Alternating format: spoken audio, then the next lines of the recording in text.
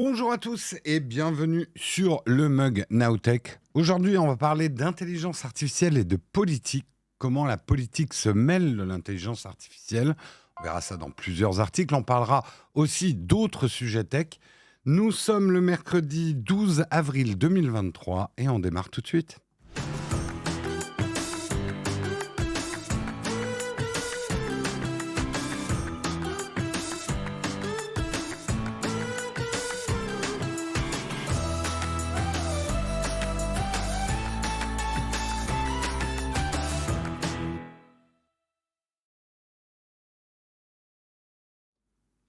Bonjour à tous, j'espère que vous allez bien, que vous avez passé un bon week-end.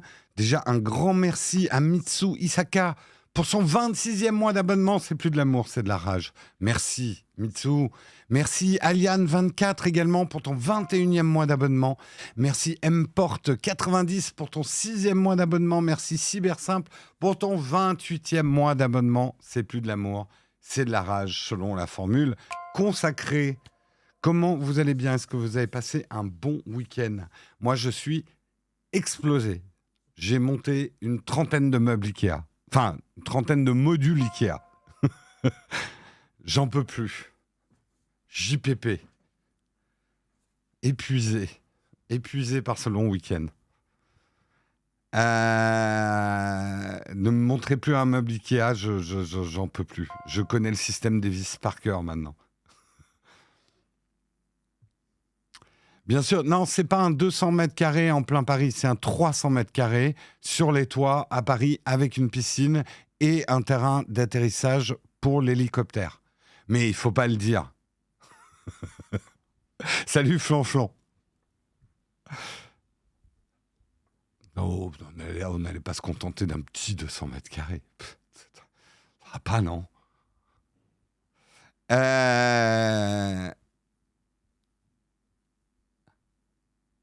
Salut à tous. Est-ce que vous avez passé un bon week-end, vous? Parce que moi, je raconte ma vie.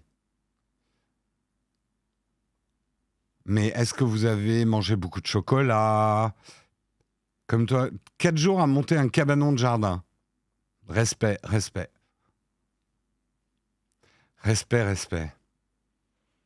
En tout cas, béni soit cette époque où on a des visseuses. Je m'aperçois que je vais... Attendez, j'ai pas allumé la caméra là-bas, je reviens tout de suite. Yep.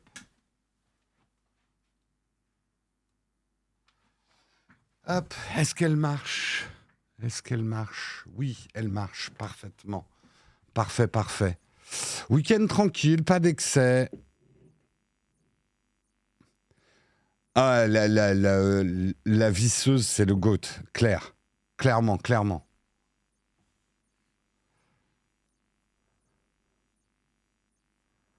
Le système de vis Parker, c'est des vis cruciformes. Alors, y a-t-il un truc d'humour de bricoleur là que je n'ai pas suivi, Olek?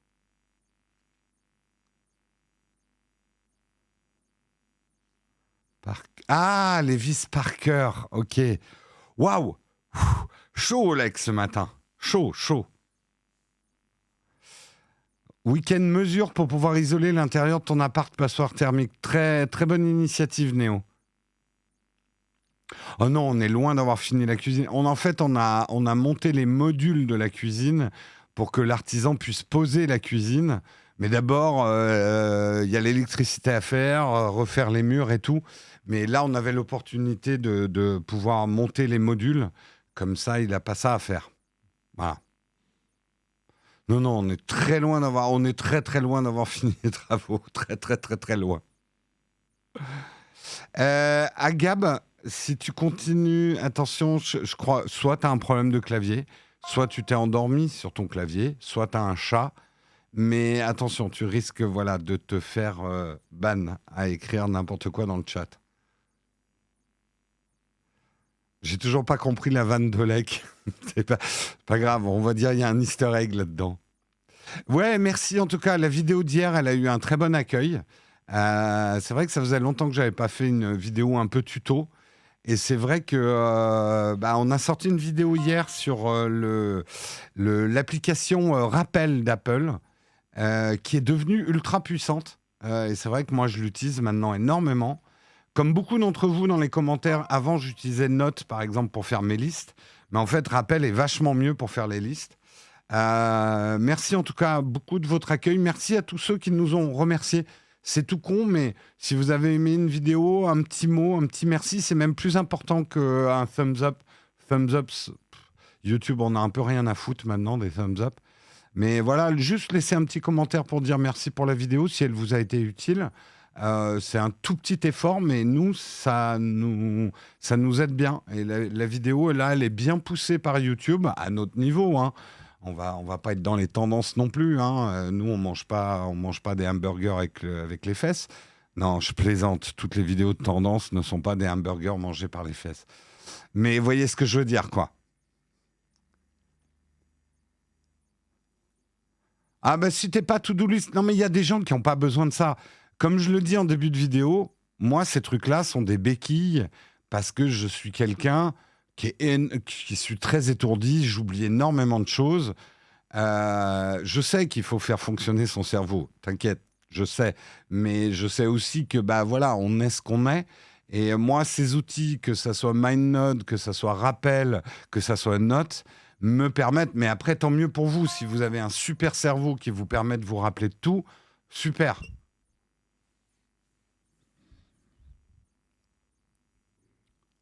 Pourquoi Apple ne vous embauche pas pour la pédagogie de leurs applications produits? Bah, il faudrait leur poser la question à eux. Après, est-ce que j'aimerais travailler pour Apple? Je ne suis pas sûr. Trello, c'est autre chose. On utilise aussi Trello pour le boulot. C'est ce que je dis en fin de vidéo. L'appli Rappel ne remplace pas une grande appli d'organisation, de travail d'équipe comme Trello ou Notion ou des choses comme ça.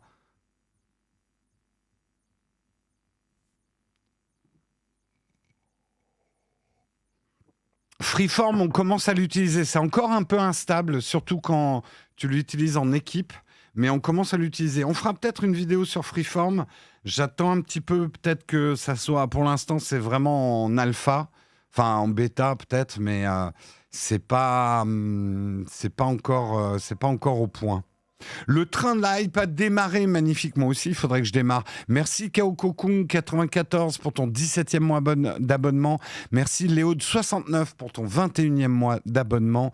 Merci Medralik pour ton 32e mois d'abonnement. C'est plus de l'amour, c'est de la rage. Merci Franjaro46 pour ton 28e mois d'abonnement. C'est plus de l'amour, c'est de la rage. Le train de la hype niveau 2 a été atteint, niveau 3 même. Merci Hey Nicolo pour ton 11e mois d'abonnement. Merci Tech Wheels pour ton 14e mois d'abonnement. Merci Pauline pour ton 5e mois d'abonnement. Merci à vous les contributeurs du matin. Merci, merci. Allez, on va regarder, on parlera peut-être à la fin si on a du temps, ce qui m'étonnerait, mais on parlera peut-être à la fin de la vidéo d'hier. Si ça vous intéresse d'en parler. Mais on a plein d'autres sujets à voir aujourd'hui, justement, de quoi on va parler. Alors, attention, aujourd'hui, le mug, c'est un peu le salaire de la peur. C'est comme si vous aviez un camion rempli de nitroglycérine avec une route pleine de cailloux. Voilà, c'est un petit peu ça, donc je préfère prévenir. Modérez-vous vous-même. On va parler de politique, on va parler de bord extrême en politique, on va parler de wokisme, on va parler d'extrême droite. Donc je vous demande de vous modérer, hein. Sinon, c'est la modération qui va vous modérer. C'est le chat de notre émission n'est pas l'endroit pour sortir des petites phrases lapidaires. Gardez-les pour votre repas de Noël de l'année prochaine, hein, en famille. C'est pas l'endroit. On essaye de garder ses chakras ouverts. Moi, j'exprime un certain nombre d'opinions parce que c'est mon émission. Vous n'avez pas forcément ma liberté. Et ça, c'est important de le préciser. Moi, j'ai une certaine liberté de parole. Vous l'avez pas forcément dans le chat. Ça peut vous paraître injuste, mais c'est comme ça. Donc, c'était ma petite prévention avant d'aborder ces sujets, parce qu'on va avoir 3 sujets qui mélangent étroitement, effectivement, politique et technologie, puisqu'on va parler On va parler effectivement de ChatGPT quand l'extrême droite agite la peur de la machine woke et du grand remplacement robotique. C'est un article de l'ADN. Nous parlerons ensuite de comment les partisans et les pourfendeurs de l'intelligence artificielle tentent d'influencer les hommes politiques aux États-Unis. Et nous terminerons cette vague d'articles technologie, réseaux sociaux et politique. Comment les manifestations françaises sont devenues cool pour les Américains. Et vous verrez que c'est pas forcément ce qu'on aimerait qui passe comme message. Nous parlerons ensuite de sujets peut-être pas forcément moins polémiques, mais on parlera effectivement de Twitter, d'Elon Musk et Twitter qui pourrait devenir X. Ça ne veut pas dire qu'il y aura du porno sur Twitter. Nous parlerons ensuite, pourquoi le FBI conseille d'éviter les bornes de recherche publique pour vos smartphones. Nous parlerons, alors je ne sais pas si on va se séparer, non, on va faire tous les articles d'un coup. Nous parlerons aussi d'un cambriolage assez rocambolesque, un trou percé dans les toilettes vers un Apple Store, 500 000 € d'iPhone volés pour un casse digne d'Hollywood. Et nous parlerons ensuite de notre sponsor qui est HelloFresh. Je vais en fait vous parler de mon utilisation d'HelloFresh. C'est pas un sponsor à proprement parler. Ils nous ont pas payé directement pour parler d'eux. C'est une opération basée sur l'affiliation. On vous parlera donc du code d'affiliation Nowtech pour HelloFresh et j'échangerai avec vous et ça donnera peut-être, on dérivera peut-être d'ailleurs sur le Cornfac pour que vous posiez des questions sur HelloFresh. Je vous dirai, moi, depuis qu'on a fait notre premier sponsoring d'HelloFresh, j'utilise toujours HelloFresh toutes les semaines. Donc, j'ai des choses à partager, des bonnes et des mauvaises choses à partager sur HelloFresh, des astuces. J'en ai pas mal et vous verrez, on en parlera en fin d'émission. Voilà pour le programme du jour, j'espère qu'il vous va, j'en ai pas d'autres et on lance tout de suite le Kawa.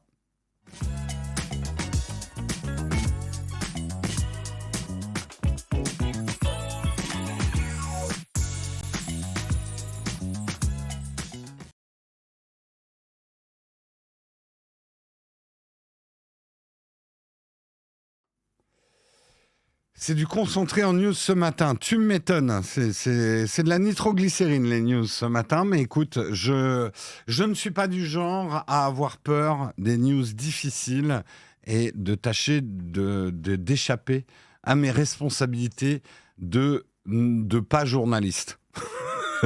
J'ai ma carte de pas journaliste. Voilà, vous le savez. Le train de la hype a atteint le niveau 4. Un grand merci. Non, Kaouko Kung, je t'ai déjà remercié. Mais le train de la hype a atteint le niveau 4. Un grand merci à vous, les contributeurs du matin. On va commencer effectivement avec un article pas facile. Je vous demande encore une fois de vous modérer dans le chat. Sinon, la modération s'occupera de votre cas. Je préfère prévenir. Je sais que c'est le genre d'article qui peut partir en glissade, mais c'est pas pour ça qu'on ne le fait pas. Un article donc de l'ADN, ChatGPT quand l'extrême droite agite la peur de la machine woke et du grand remplacement robotique. Vous avez peut-être suivi, effectivement, Marion Maréchal a fait une vidéo sur YouTube qu'elle a publiée en mars 2023. Faut-il avoir peur de ChatGPT ? Donc elle a fait cette vidéo 2 mois après la sortie du chatbot conversationnel qui a déjà été adopté par 100 millions d'utilisateurs. ChatGPT y est présenté comme un sujet crucial, beaucoup plus important que le sujet des retraites. L'IA qui mettrait Google au chômage aura des conséquences lourdes sur la vie privée, le travail et l'éducation. Là, je vais dire quelque chose qui me fait un petit peu mal aux fesses de dire, mais jusque-là, j'ai pas vu la vidéo, mais jusque-là, je suis plutôt d'accord avec Marion Maréchal. Sans de comparer, de dire ChatGPT est plus important que les retraites, ça c'est très maladroit. Par contre, que ChatGPT va être très important pour la vie privée, le travail et l'éducation, jusque-là, j'arrive à suivre.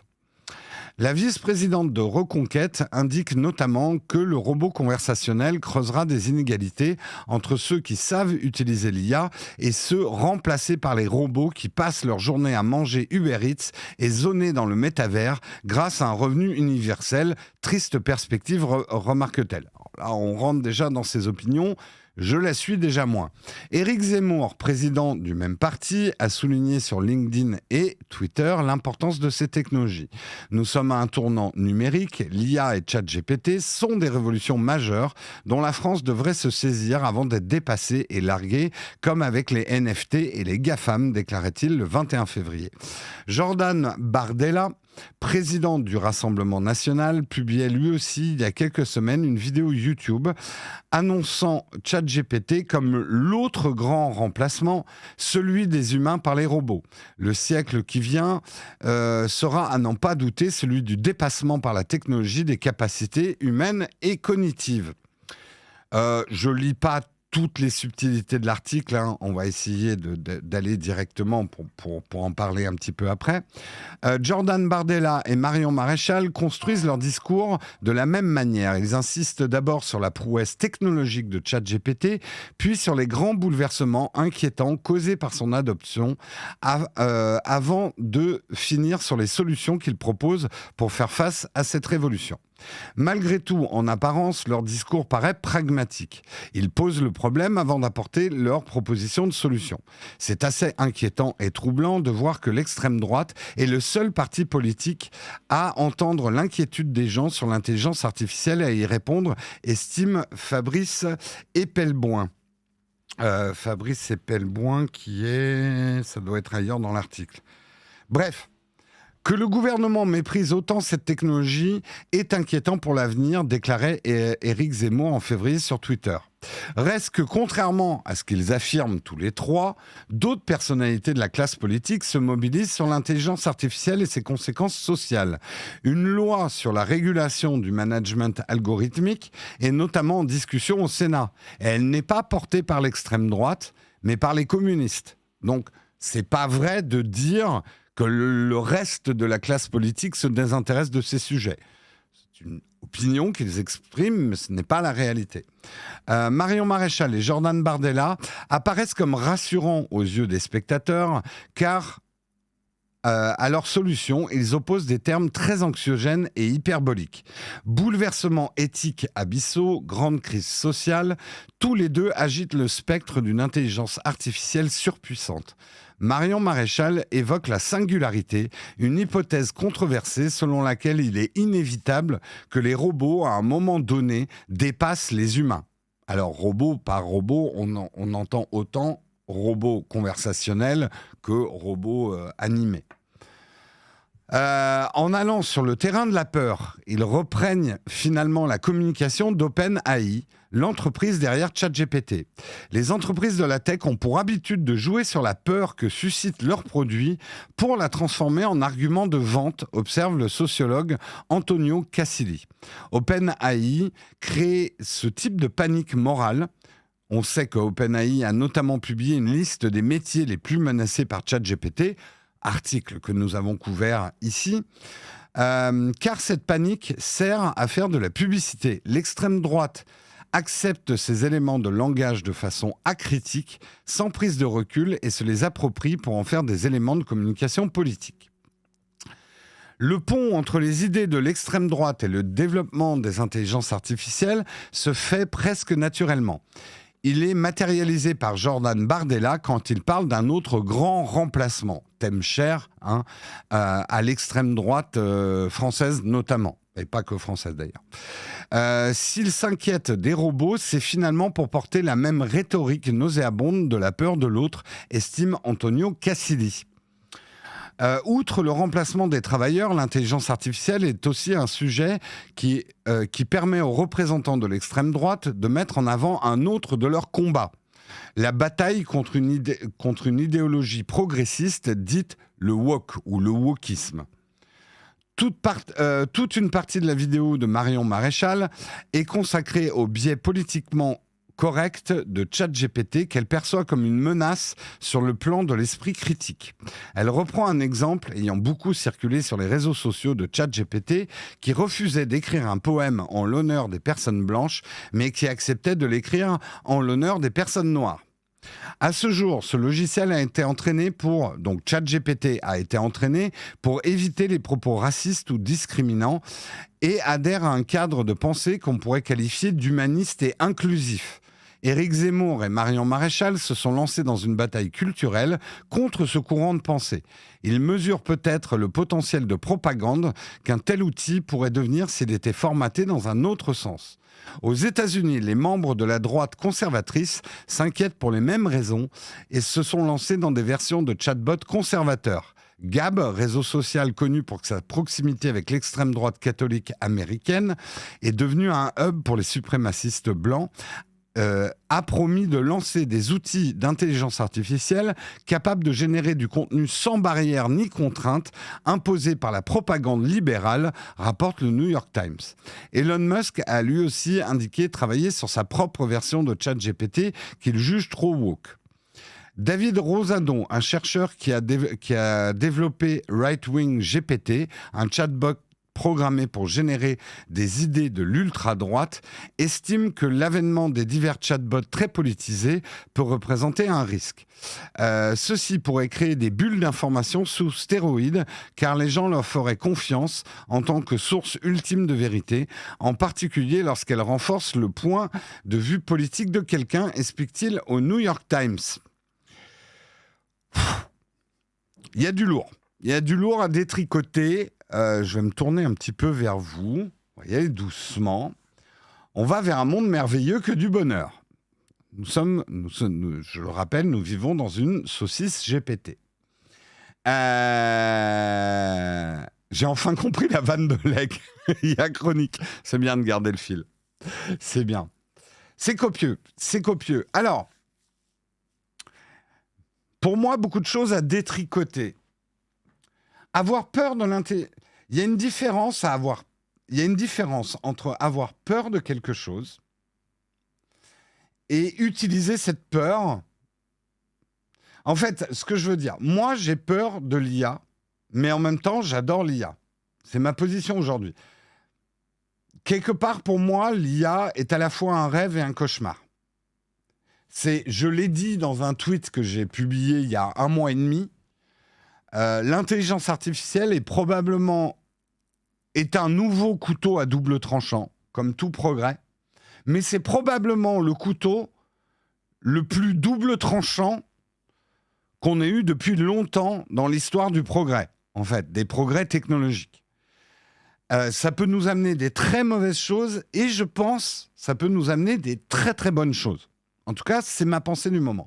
Donc, c'est pour ça que j'ai précisé en début d'article, je rejoins au tout début Marion Maréchal quand j'estime qu'il est humain, normal, d'avoir certaines craintes par rapport à l'IA. Et je le dis depuis plusieurs articles, il est urgent de légiférer. Vous verrez, on en parlera dans le 2e article. Après, utiliser cette peur légitime autour de l'IA pour faire la promotion de certaines thèses qui sont celles de l'extrême droite française, que ça soit côté Zemmour, que ça soit côté Front National... ouais, c'est la même chose. Bon, enfin, c'est pareil. Rassemblement National, pardon. C'est habile, ça on peut le reconnaître. Toujours avec la ficelle qui est la même, c'est d'apporter des réponses simples à des problèmes complexes. L'IA est un problème complexe. Mais de dire, oh là là, on va avoir plusieurs grands remplacements, là ça va être les robots, c'est une manière de faire glisser dans un format de pensée qui est extrêmement dangereux. Et qui va également, effectivement, dans leur sens, dans ce nouveau combat qui est l'anti-wokisme forcené, auquel je précise quand même que le wokisme forcené, je crains aussi. Hein. Tous les forcenés, j'aime pas les forcenés. Voilà, de dire ChatGPT a été entraîné par une gauche libérale, d'où mon titre du mug, et que du coup, il faut créer des ChatGPT de droite raciste pour contrebalancer. Déjà, on sait qu'un des problèmes de l'intelligence artificielle, c'est les biais d'entraînement de cette intelligence artificielle. Donc, de dire, pour éviter que l'intelligence artificielle ait des biais, on va lui donner d'autres biais. Pas vraiment la solution. Pas vraiment la solution. Mais c'est clair que ça va faire partie des gros problèmes qu'il y a avec l'IA. C'est extrêmement complexe, extrêmement complexe.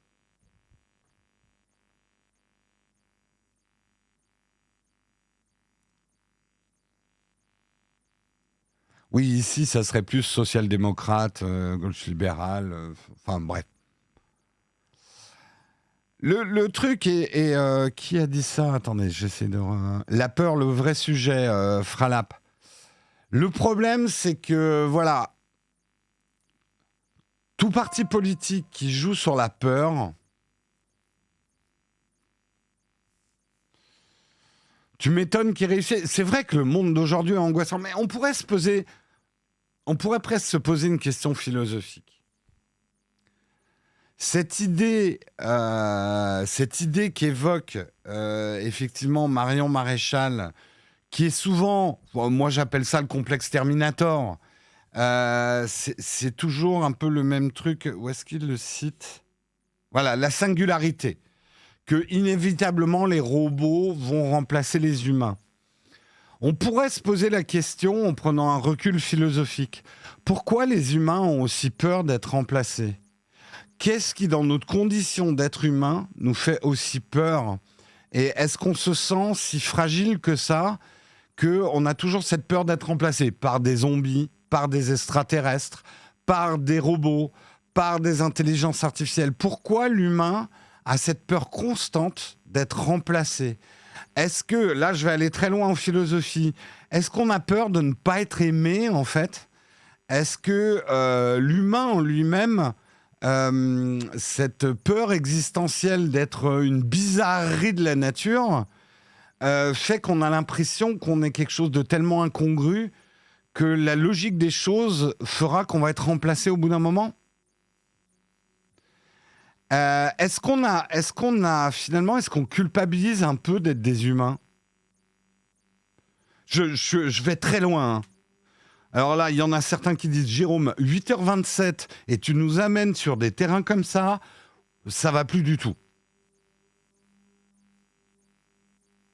Mais je trouve que c'est intéressant d'appeler un peu la philo dans ce genre de truc. Pourquoi on a peur d'être remplacé ? C'est intéressant. Est-ce qu'on est si craintif que ça ? Est-ce qu'on est si fragile que ça ? Je sais pas, je pose la question. Mais c'est marrant, c'est une crainte qui revient à travers l'histoire quand même.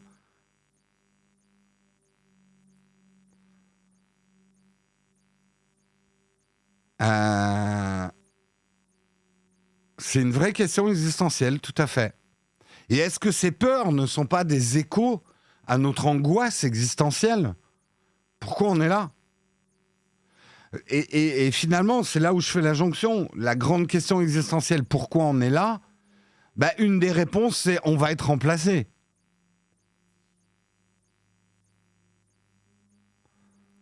On connaît déjà la réponse, 42, c'est vrai. Nous, on sachons.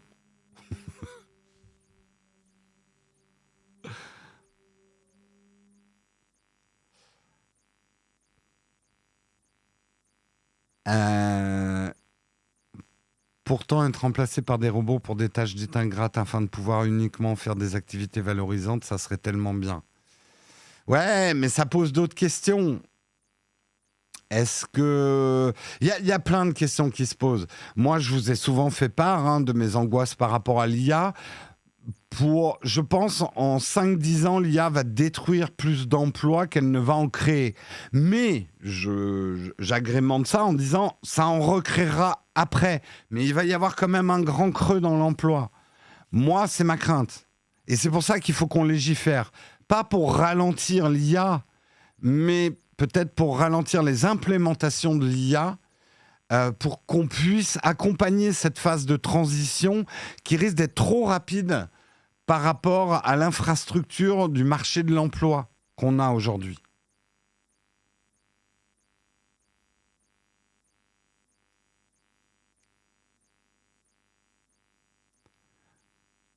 Tant qu'elle détruit des emplois d'Instagrammeurs, dropshippers, ça va. Ah là là. Le grand creux placement, exactement. L'IA va détruire plein de boulots et plein de boîtes. Oui, mais on sait que ça va construire aussi plein de boulots. Le problème, moi, tel que je le vois, c'est que ça va détruire plus vite que ça ne crée. Donc on va avoir, je dis 5-10 ans, ça sera peut-être 20 ans, mais un espèce de grand creux, je pense.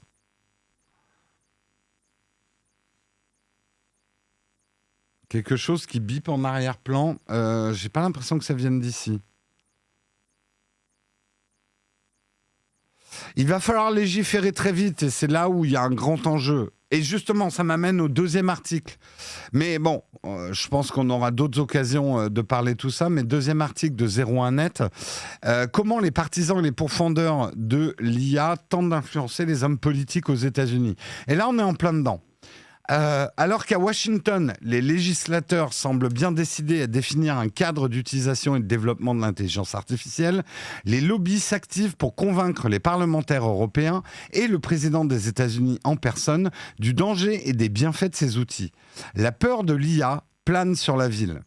L'inquiétude face à cette nouvelle technologie qui pourrait servir à escroquer, à perturber les élections ou être un outil dangereux de désinformation pousse les politiques à vouloir légiférer rapidement. Ainsi, avec les réseaux sociaux, dit d'ailleurs un sénateur, nous avons commis une erreur en faisant confiance à l'industrie technologique et en optant pour l'autorégulation. Ça, c'est très intéressant. Je m'arrête un peu sur cette phrase. Chris Murphy, un sénateur américain, dit « Nous avons fait une erreur avec les réseaux sociaux. On les a laissés faire. On a cru qu'ils allaient s'autoréguler entre eux. » Selon la loi sacro-sainte aux États-Unis du libéralisme économique et de la main invisible qui régule le marché. Et ça a mené à des catastrophes. Et ça a mené à la situation des réseaux sociaux aujourd'hui. On n'a pas légiféré sur les réseaux sociaux assez tôt. On s'est laissé dépasser. Et ce que dit ce sénateur est très intéressant. Ils ne veulent pas que ça se produise avec l'IA. Ils ne veulent pas... Ok, il y a un bip récurrent, je ne sais pas d'où ça vient. Là, je peux rien faire, les gars. Laissez la modération me donner ce type d'informations. Ne noyez pas le chat, s'il vous plaît. Ne noyez pas le chat, s'il vous plaît, avec ce bip. Je sais pas du tout d'où ça vient. J'ai pas vraiment de solution. Mais laissez la modération me relever les problèmes techniques, s'il vous plaît. Ok. Où est-ce que j'en étais ? Vous voyez, ça me fait perdre le fil quand on mélange des problèmes techniques avec les articles qu'on est en train de faire. Donc c'est hyper intéressant quand même que les sénateurs américains se disent « on va pas se faire avoir cette fois-ci ». Ça nous a mené à des gros problèmes, notamment en termes d'élections, en termes de démocratie, tous les problèmes des réseaux sociaux, de vie privée, etc. Cette fois, les législateurs veulent pas se faire dépasser par l'IA et veulent légiférer avant que ça devienne trop mainstream, en fait. Donc, c'est intéressant.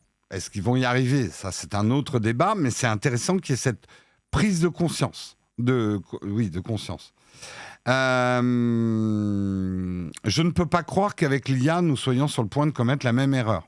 Joe Biden en personne s'est lui-même penché sur la question en organisant mardi 4 avril une réunion sur les risques et les opportunités de l'IA où il a invité Microsoft, Google et des acteurs et des scientifiques autour des recherches autour de l'IA.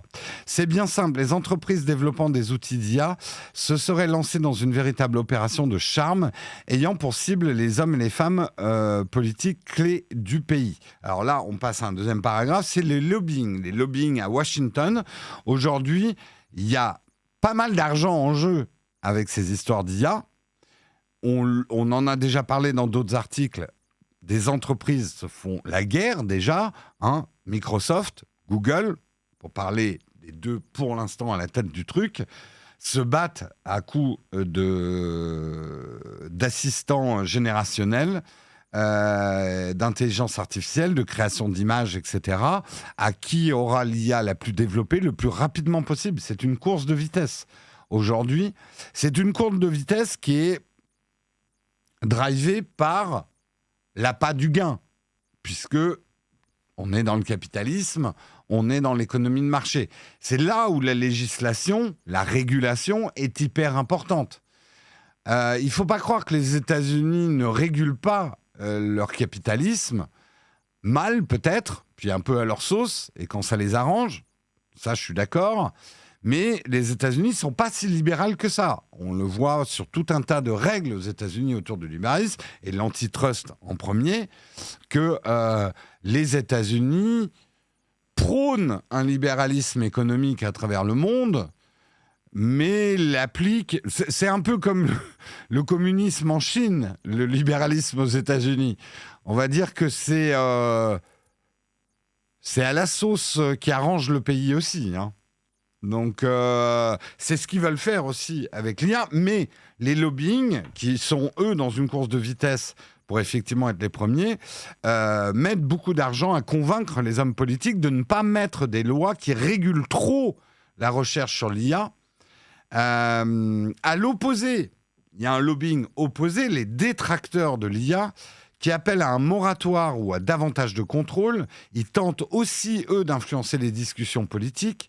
Tristan Harris, l'ancien ingénieur produit Google qui est devenu lanceur d'alerte sur les dangers des réseaux sociaux et désormais de l'intelligence artificielle, a lui aussi rencontré des membres de l'administration Biden et des législateurs influents ces dernières semaines.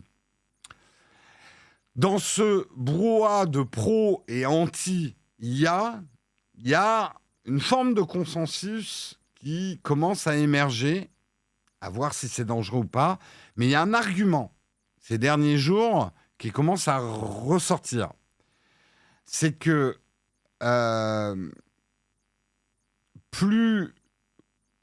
pour les dangers pour d'ordre plus social, plus les efforts mis en avant pour limiter les effets néfastes de l'intelligence artificielle, c'est la crainte d'être dépassé par la Chine qui risque de mener le débat si un moratoire était décidé aux États-Unis, et cela inquiète un grand nombre de législateurs. Vous le savez, la guerre technologique entre la Chine et les États-Unis, avec plein de pays intermédiaires, est déclarée. On ne va pas revenir sur les propos tenus par le président de la République française récemment, etc. Mais on est en plein dedans. Il y a un bras de fer technologique et les États-Unis disent c'est bien beau de faire un moratoire et de faire où est-ce qu'on va avec cette intelligence artificielle? C'est bien beau. Mais est-ce qu'en Chine... Est-ce qu'eux aussi, ils sont en train de faire wow? Pas vraiment. Il y a un autre article que je ne vous ai pas fait, mais a priori, les Chinois sont beaucoup plus enthousiastes, par exemple, que les Français, sur l'IA. Et eux, ils vont y aller à fond. Donc, on peut se poser la question. Et c'est là où on peut le regretter, mais c'est un fait. Nous sommes dans un monde où les choses sont liées les unes aux autres et les pays sont liés les uns aux autres.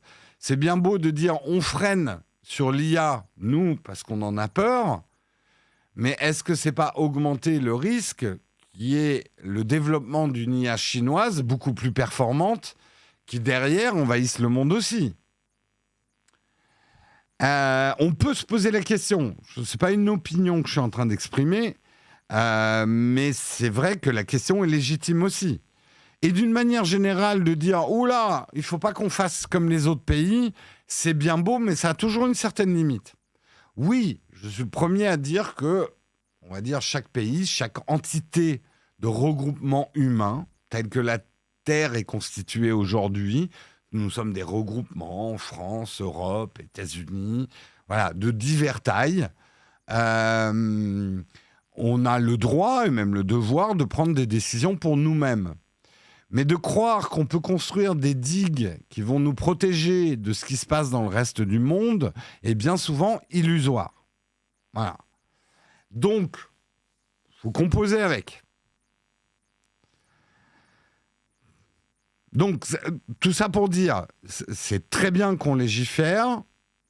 Il faut arriver à légiférer. Ça ne veut pas dire qu'on doit accepter les législations des États-Unis, les appliquer à la lettre en Europe, mais il faut tenir compte des législations des autres pays avec lesquels on est interdépendant. C'est obligé. Parce que sinon, qu'est-ce qui va se passer? tout le monde va utiliser un VPN pour aller utiliser l'IA chinoise. Si nous, on freine d'un grand... Si on met un coup de frein à main sur l'IA, parce qu'on en a peur, en disant, allez, pendant 3 ans, on enlève ça au public, on enlève ça aux entreprises, histoire de ne pas se prendre l'IA dans la gueule, c'est bien beau. Mais si derrière, la Chine dit, super opportunité pour nous, nous, on va développer à fond l'IA, et on va rayonner sur l'IA, on va faire rayonner notre IA sur le monde. L'IA rend de grands services aussi, donc les gens seront tentés d'utiliser l'IA chinoise.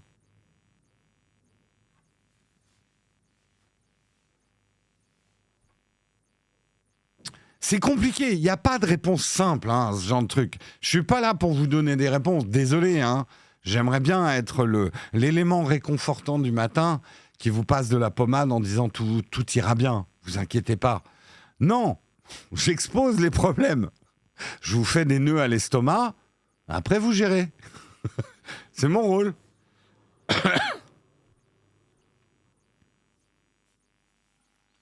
Moi, je vous le dis tel que je le pense. Aujourd'hui, tu m'enlèves les outils d'IA qu'on commence à utiliser pour le boulot, ça nous ferait chier, c'est clair.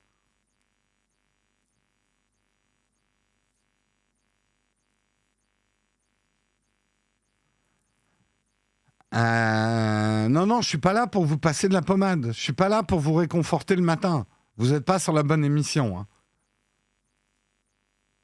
Mais c'est très complexe ces problèmes, mais c'est intéressant. Et c'est pas parce qu'un problème est complexe qu'il est insolvable. Alors, nous ne ferons pas comme Alexandre et le nœud gordien, pour ceux qui ont la ref. Nous n'avons pas ce pouvoir-là de trancher le nœud gordien. Mais voilà, on y arrivera, mais on n'y arrivera pas avec une solution simple. Justement, on ne tranchera pas le nœud gordien de ce type de problème. Mais ça n'empêche qu'il faut se pencher sur ces problèmes.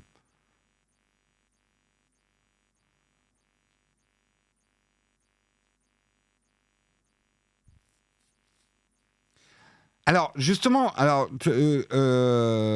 Mikos, tu dis quelque chose d'intéressant, Mikos de Ena Olf, par rapport à l'article précédent, mais celui-là aussi.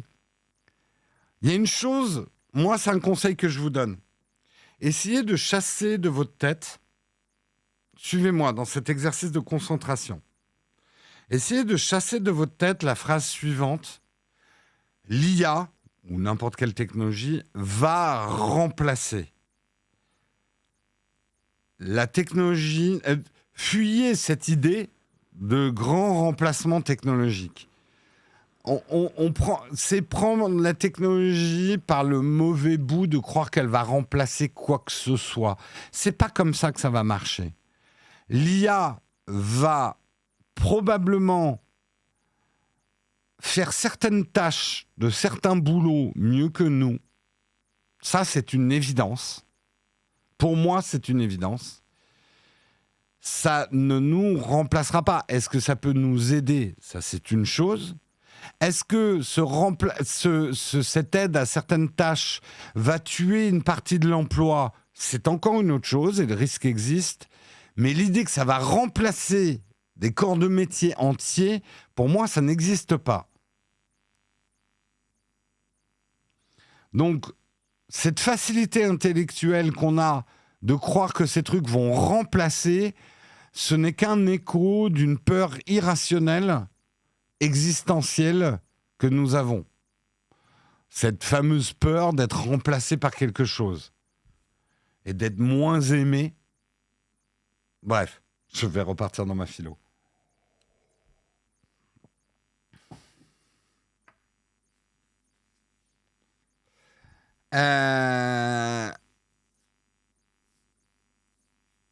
Mais ça ne veut pas dire qu'il ne faut pas légiférer. En tout cas, c'est très... Enfin, moi, j'ai trouvé ça... Je trouve ça... C'est passionnant. Excito-flippant, je suis bien d'accord. Il y a des côtés très flippants à tout ce qui se passe aujourd'hui. Je vous rejoins là-dessus. Il faut avoir le cœur bien accroché en 2023. On vit dans un monde compliqué. Est-ce que justement l'IA peut pas nous aider dans une certaine mesure à résoudre certains problèmes qui sont extrêmement complexes? J'en sais rien, mais peut-être aussi. Hein, il faut aussi penser comme ça. Euh, Mais tout ça est très intéressant. On a une chance historique. Je pense qu'on est au cœur d'une révolution industrielle. Pour moi, c'est une évidence. Nous sommes au cœur d'une révolution industrielle en ayant l'histoire d'autres révolutions industrielles. Est-ce qu'on va se servir de cette histoire? Est-ce qu'on va se servir de certaines leçons de l'histoire? On verra. On est dans une saucisse, mais je dirais qu'en 2023, on est dans une saucisse GPT. Voilà.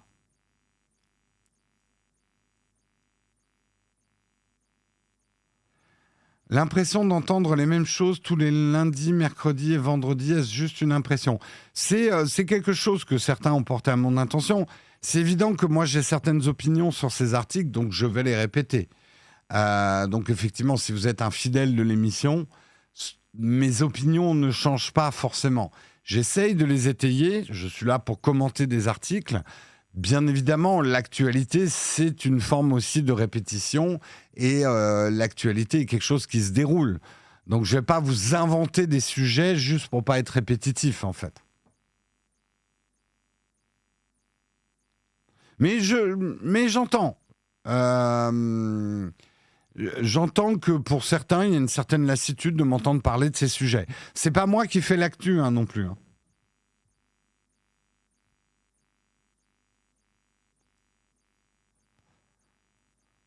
Quand tu vois des IA capables d'analyser le sang, capables de détecter massivement les cancers. Ouais, mais alors, tu vois, ça c'est un truc très intéressant parce que je discutais avec quelqu'un qui travaille sur l'intelligence artificielle appliquée à la médecine et on en revient au remplacement. Il est hors de question qu'une intelligence artificielle remplace les médecins. Par contre, il y a beaucoup de médecins en ce moment qui disent c'est un outil absolument génial pour le diagnostic. Il faut comprendre un truc sur un diagnostic de médecine. Peut-être qu'un médecin qui nous écoute ou quelqu'un du corps médical qui nous écoute dira que je dis de la merde ou pas, mais de ce que j'ai compris, le diagnostic est quelque chose d'extrêmement difficile pour un médecin.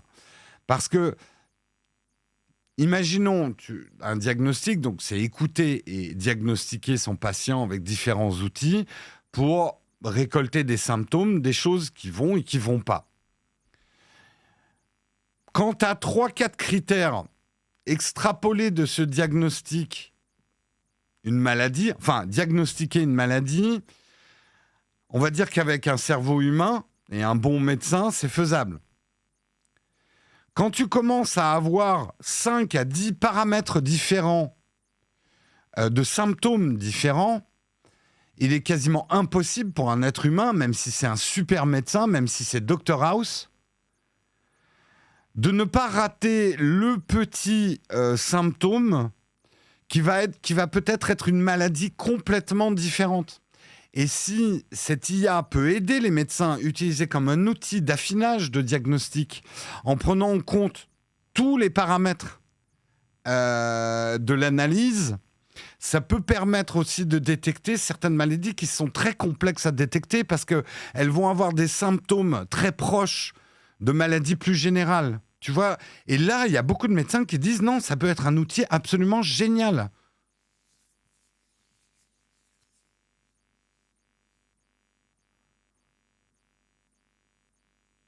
Mais non, Dr House ne serait pas au chômage. Simplement, la série serait beaucoup moins intéressante à regarder. Parce qu'au lieu qu'il arrive à des conclusions comme une enquête policière, il aurait un médecin GPT, son assistant, qui l'aiderait à affiner son diagnostic beaucoup plus vite et avec beaucoup moins de marge d'erreur. Donc, ça serait juste que la série Dr House GPT serait chiante à regarder.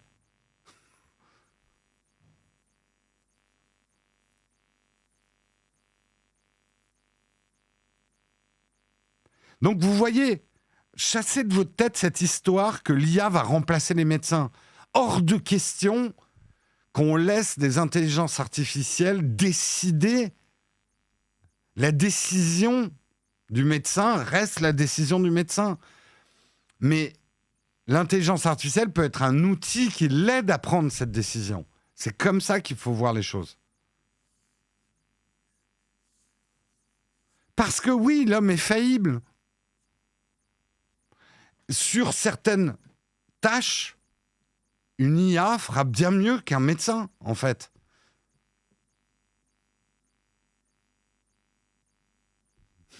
Dr House sans les romances de ses 3 assistants, je dis non.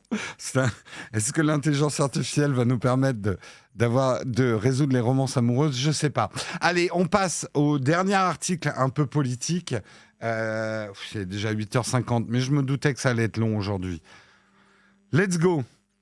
Comment les manifestations françaises sont devenues cool pour les Américains? On plonge encore dans la politique, j'ai peur de rien ce matin. Je suis à fond sur la route caillouteuse avec mon camion de nitroglycérine. Je ne regarde même pas les bas-côtés, les ravins à droite, à gauche. Je m'en fous, j'avance. Comment les manifestations françaises sont devenues cool pour les Américains? Alors, vous avez peut-être vu ce week-end, et j'avoue que la vidéo, elle est très drôle à regarder. Attendez, il faut que je vérifie qu'il n'y ait pas le son de l'iPad avant de vous la balancer. A priori, non. A priori, j'ai désactivé... Attendez. Ouais, normalement, le son est désactivé. Mais cette vidéo, c'est un Italien qui l'a fait. Alors, c'est aigre-doux hein, comme humour. Merde, elle veut pas se lancer du coup. Attendez, je vais essayer de relancer l'article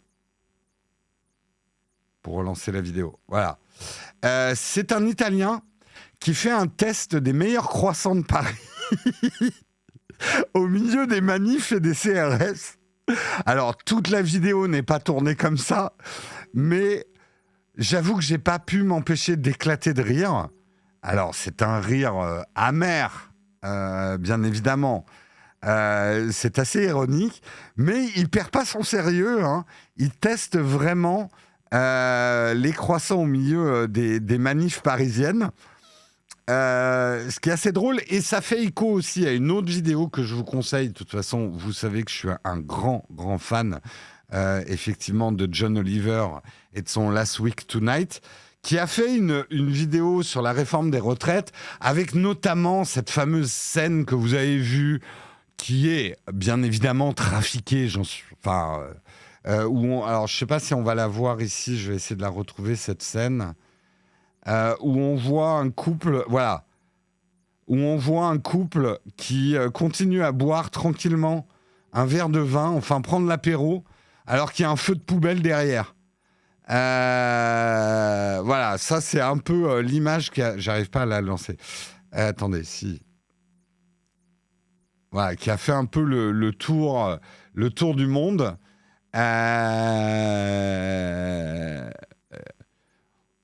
Je ne sais pas si c'est un montage ou pas, en fait, cette vidéo.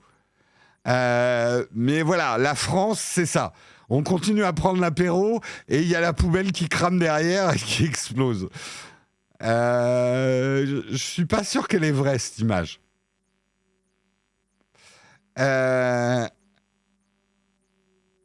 Mais je suis d'accord, et il a eu raison de la prendre. Il y a une forme d'esprit français.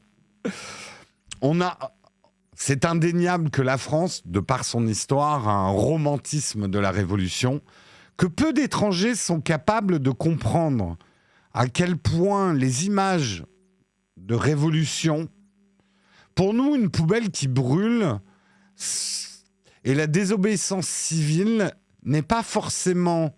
Disons que la France, à mon avis, a dans son ADN quelque chose que peu d'autres pays ont, c'est qu'on a une forme de respect pour un chaos créatif.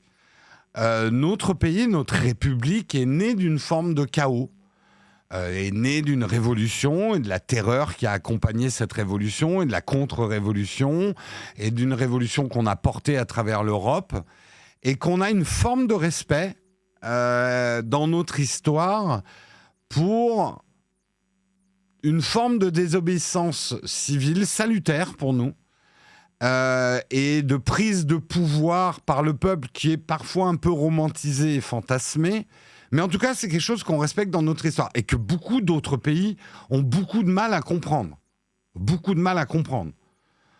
Je veux dire, quand on regarde l'Allemagne, leur dernière grande révolution, c'est Rosa Luxembourg.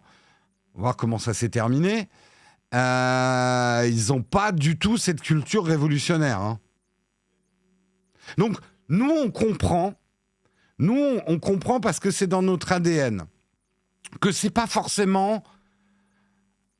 C'est pas parce qu'il y a des poubelles qui crament que le pays est plongé dans un chaos profond. En tout cas, moi, c'est ce que je pense. Néanmoins, et c'est là où ça peut être dangereux, cette image à l'étranger, c'est que TikTok adore nous voir manifester. Effectivement, les mots-clés « Protest in France » et France Protest ont respectivement généré 8,6 et 7,8 milliards de vues à travers le monde. En scrollant, on trouve beaucoup de vidéos montrant des violences policières, des coups d'éclat de militants comme des barricades, ou bien la fameuse danse de Mathilde Caillard, alias MC Dance, pour le climat. Hein, souvenez-vous de cette danse. Mais cette appétence visuelle pour les manifestations masque un autre élément important. La plupart des commentateurs que l'on retrouve sur TikTok utilisent ces images pour faire passer des idées et des théories qui n'ont rien à voir avec la situation en France. Et c'est là où on peut être fier de dire, regardez, notre modèle de grève et de manif s'exporte dans le monde et réveille des consciences dans le monde. Attention, parce que justement, ces images sont colportées par des gens, on n'a pas forcément... C'est pas du tout ce qu'on cherche à exprimer en France par ces manifestations. Notamment aux États-Unis, c'est repris par exemple par Joe Rogan, podcasteur le plus influent des États-Unis, qui est un influenceur de l'alt-right, hein, de la droite alternative. Et ils se sont servis de ces images pour dire pourquoi ces images sont cachées aux États-Unis. Pourquoi les médias américains nous cachent les images des Français qui protestent. C'est la grande ligne rhétorique de ces influenceurs américains sur TikTok qui disent les médias américains nous cachent les protestations françaises. Parce que, et c'est leur théorie, c'est que la classe dominante aux États-Unis ne voudrait pas que le peuple américain prenne fait et cause pour une lutte française et que c'est caché. Ce qui est faux dans les faits, parce que les médias américains font la couverture médiatique des protestations en France. La presse écrite et télévisuelle ont produit des reportages et des analyses à propos des manifestations. Cependant, le caractère spectaculaire de ces dernières donne souvent l'impression que la couverture médiatique est moins importante que les sujets américains et que ce n'est pas à la hauteur. En fait, ce que font ces influenceurs américains sur TikTok font quelque chose d'habile que nous aussi, on fait parfois en France, notamment les partis d'extrême droite. De dire les médias nous cachent des choses. Ils ne nous montrent pas les vraies images. En fait, les journaux, le fameux BFM TV ou TF1, la ligne éditoriale de ces journaux va toujours dire bon, c'est important de parler des manifs, mais attention, ne pas oublier les sujets qui intéressent les gens. C'est des journaux qui sont basés sur l'audimat.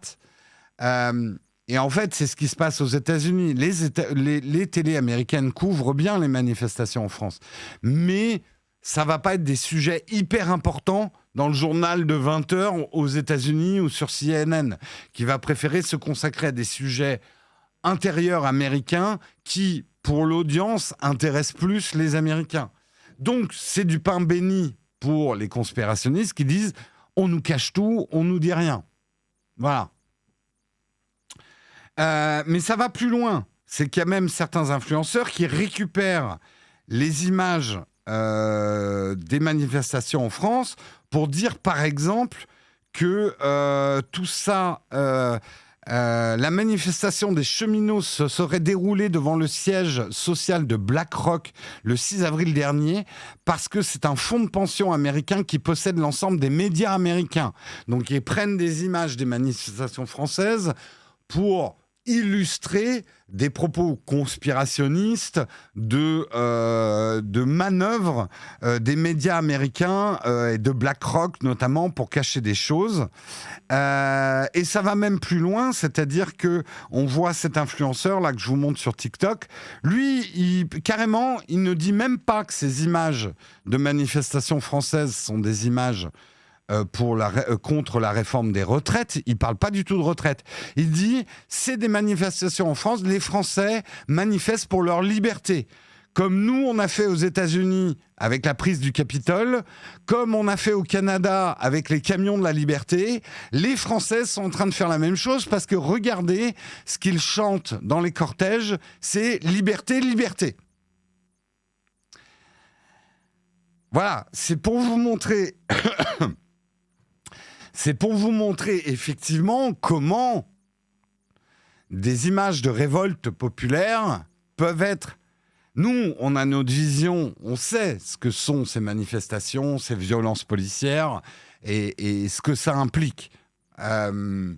Mais que ces images romantisées, exploitées, peuvent dire complètement autre chose. Et voilà. Et moi, ça fait froid dans le dos quand on voit qu'il y a des mecs qui utilisent les images des manifs en France pour nous faire passer pour les truckers canadiens. Vous souvenez-vous de la grande colonne de camions de la liberté et ce genre de choses, quoi.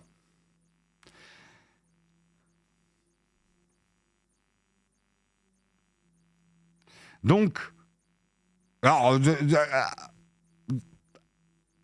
à ça, j'ai rien à dire. C'est pas pour ça qu'on doit arrêter les manifestations en France. C'est pas ça.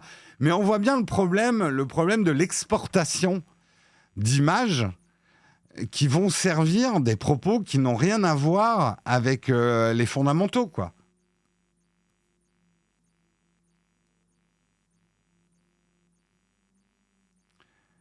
Mais c'est intéressant de voir d'autres projections autour des images que nous voyons. Allez, on passe. On va sortir des sujets un petit peu lourds ce matin. Il est 9h01, il va falloir que je fasse des choix. Nous n'allons pas parler d'Elon Musk ce matin. Elon, nous parlerons de toi plus tard dans la semaine. Tu nous saoules. Je vire devant vos yeux Elon Musk. Il est viré. Viré du line-up, c'est ma décision éditoriale ce matin. J'ai peur de rien.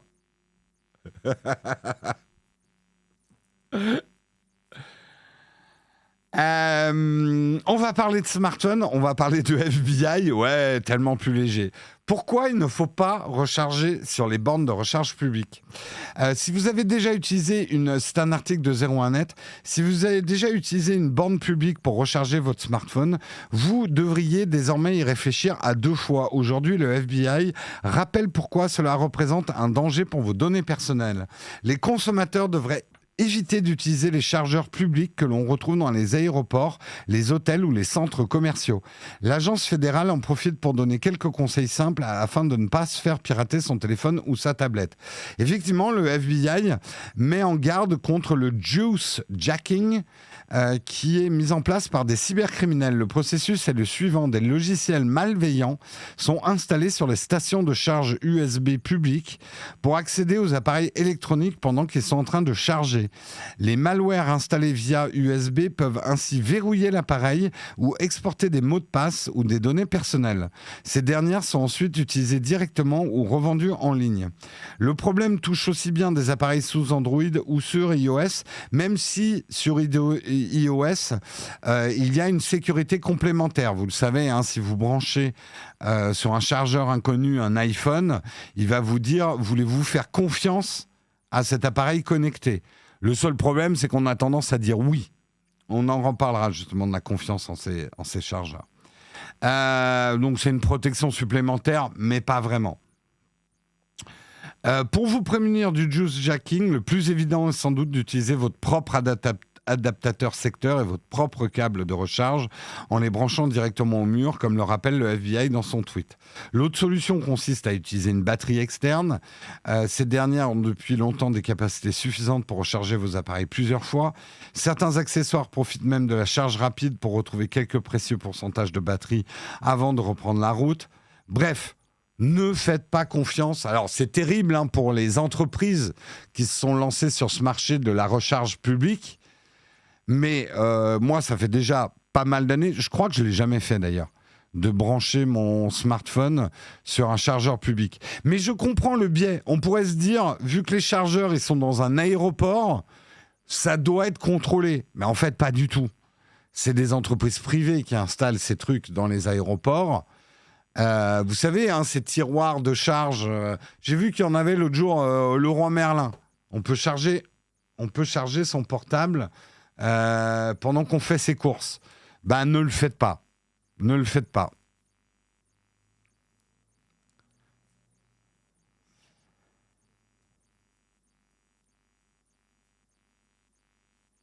De toute façon, c'est le même conseil. Ne vous branchez jamais un Wi-Fi public si vous pouvez éviter, ou alors minimum avec un bon VPN. Mais d'une manière générale, et ça j'avoue que je l'ai fait il y a longtemps, parce qu'on n'avait pas toutes ces craintes, mais de se connecter à un Wi-Fi public, même aujourd'hui je me connecte plus trop au Wi-Fi des hôtels. C'est vraiment s'il y a une 3G dégueulasse que je me connecte au Wi-Fi de l'hôtel, mais j'essaye d'éviter, quoi. Et pareil, je me brancherai jamais sur un câble que je ne connais pas, quoi.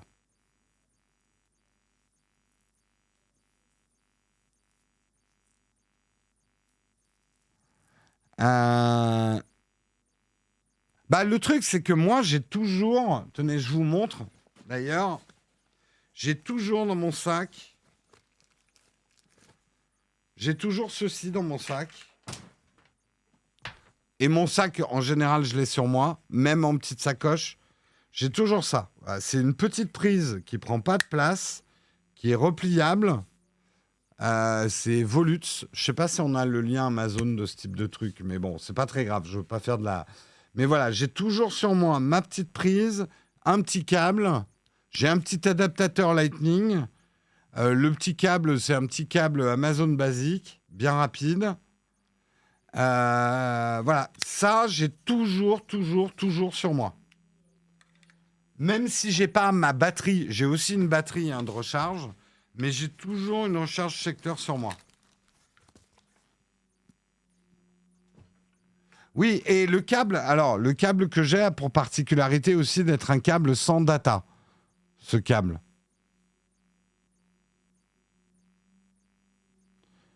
Non, alors, ne pas confondre. C'est pas parce qu'il existe du courant porteur de ligne qu'un pirate pourrait pirater votre téléphone à travers une prise électrique.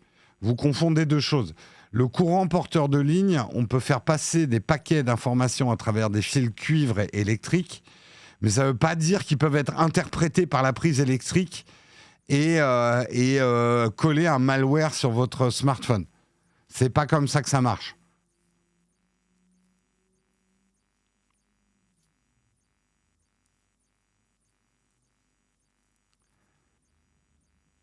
Non, mais là, on parle... Vous connaissez ces bornes de recharge dans les aéroports, dans les McDo et tout. Les fils sont déjà là. Vous ne pouvez pas y mettre le fil que vous voulez. Bref, le conseil du FBI, c'est démerdez-vous avec votre matos. N'utilisez pas un câble que vous ne savez pas ce qu'il y a derrière. Voilà.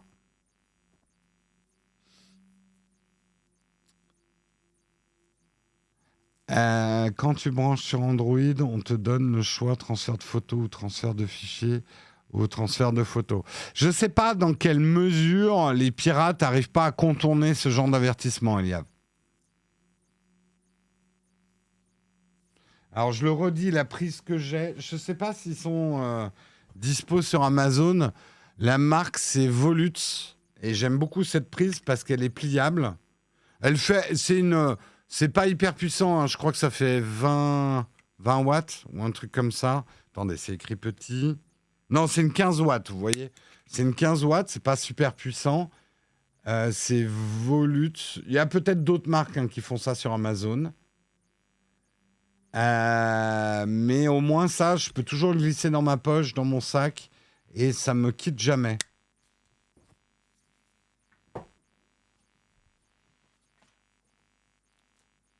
Bah voilà, très bon conseil. Hein. En gros, il faut avoir la même hygiène avec son matos qu'avec soi-même niveau intimité. Est-ce que vous mettriez un slip public dans les aéroports? Non. Oui. Après, vous pouvez vivre dans le risque, hein, si vous voulez. Vous imaginez un slip accroché à une grosse chaîne? Voilà. Vous voulez porter un slip propre pendant que vous attendez votre avion? Ce slip est public.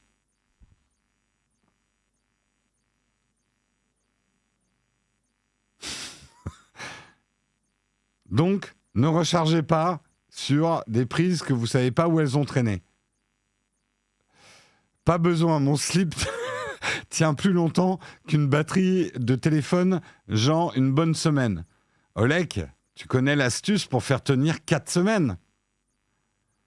Un slip, ça a 4 côtés. Devant, derrière, tu retournes devant, derrière. Tu peux tenir 4 semaines. C'est horrible ce qu'on raconte.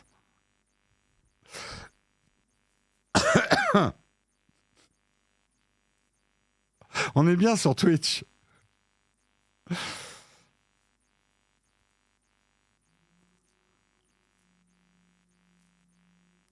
Jérôme, existe-t-il un type d'adaptateur qui ressemblerait à une très courte rallonge et qui annulerait l'échange de données? Ouais, mais Charles, je te pose vraiment une question. Est-ce que ça vaut le coup d'essayer de trouver un produit comme ça que tu pourrais brancher à une prise publique pour te prémunir? Est-ce que c'est pas plus simple de te prendre un chargeur à toi? Je veux dire, dans les aéroports, il y a des prises électriques qui sont dispo aussi. Hein. Donc, est-ce que t'es pas en train de chercher une solution à un problème que tu n'aurais pas si tu prenais ton propre chargeur et ton propre câble?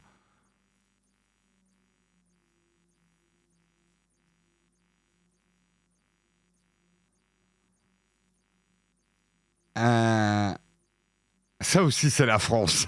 Exactement. Allez, je termine les articles avec un petit article rigolo que je voulais quand même vous faire aujourd'hui. On reste un peu dans le même registre puisqu'on va parler de toilettes, mais on va parler d'Apple aussi. C'est arrivé effectivement dans un Apple Store, un trou percé des toilettes vers un Apple Store, 500 000 € d'iPhone volés dans un casse digne d'Hollywood.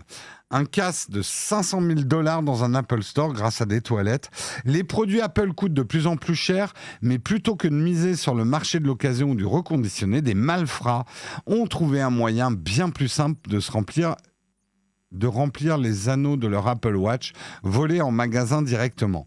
Des toilettes d'un magasin juste à côté de l'Apple Store, il n'en fallait pas plus pour qu'un cambriolage bien ficelé se déroule le soir du 6 avril dans la ville d'Alderwood, dans l'État de Washington, aux USA. Donc on voit ici, il y a l'Apple Store et à côté, il y a Seattle Coffee Gear et leur toilette. Et leur toilette qui était à côté. Et qu'est-ce qui est arrivé? Ils ont fait un trou dans les toilettes. Ça leur a permis, on voit ici l'image, ça leur a permis d'accéder directement à l'Apple Store. Ils ont volé pour 500 000 de smartphones, d'ordinateurs, etc. Alors, on peut se poser la question, est-ce que ça vaut le coup de voler des iPhones et tout, sachant que Apple... Ils ont tous les numéros de série de tout ce qui était présent dans la boutique et ils peuvent tout bloquer très rapidement. Et c'est probablement ce qui s'est fait. Il faut savoir de toute façon que le marché de vol des iPhones en particulier, en fait, les mecs qui volent des iPhones, c'est très bien qu'ils vont être bloqués très rapidement. L'idée, c'est de le vendre avant qu'il soit bloqué, le plus rapidement possible, ou à des gens un peu naïfs. En fait, si vous suivez un peu le marché de la revente d'objets volés, les iPhones, ça se vend vraiment pas cher, à l'arrache, et le mec, il faut pas qu'il réfléchisse, et la plupart du temps, l'iPhone est déjà bloqué quand il l'a acheté, quoi. Ou alors, ils vendent les pièces détachées. Ils vendent juste les pièces détachées. Mais on ne peut pas vraiment vendre un iPhone volé. Il y a un truc, alors vous allez me dire, hein, je suis peut-être un peu trop... j'aime pas beaucoup une des phrases de cet article. En dessous d'un cambriolage inutile, l'article dit « Ne vous inquiétez pas pour Tim Cook, ce n'est pas ce genre de casse qui va mettre à mal la trésorerie d'Apple, loin de là. » Est-ce que ce genre de phrase n'est pas un peu bizarre ? En gros, c'est pas très grave qu'Apple se fasse virer 500 000 euros de matos. Ils sont riches, Apple. C'est un peu ce côté... Robin des Bois, il fait rien de mal, il vole aux riches. Sachant qu'on est toujours le riche de quelqu'un, c'est une manière de cautionner le vol aussi. Je trouve que c'est une idée... c'est une idée bizarre. C'est un peu Arsène Lupin, c'est pas vraiment un voleur, puisqu'il vole les bourgeois. Il est juste plus malin que les autres. C'est un peu bizarre. Alors peut-être que j'ai une morale différente, mais je trouve que voler un riche, j'ai même envie de dire, pour aller plus loin, voler un voleur, c'est un peu se faire justice soi-même, et heureusement qu'on vit pas dans une société où on se fait la justice soi-même. Hein. Mais je crois que c'est assez français.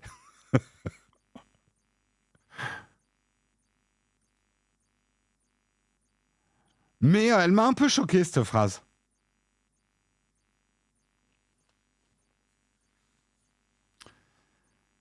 Mais bon, écoutez, c'est pas très très grave, hein, mais ouais, je vois pas pourquoi il a écrit cette phrase-là. C'est pas très grave de voler Apple, ils ont déjà plein d'argent. Ok, donc je peux aller voler les gens qui ont plein d'argent.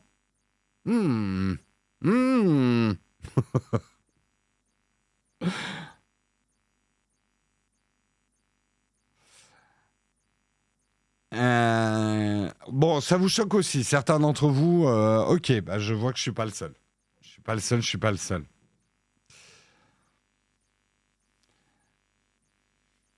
Bah ouais, c'est pas grave de voler aux riches en fait.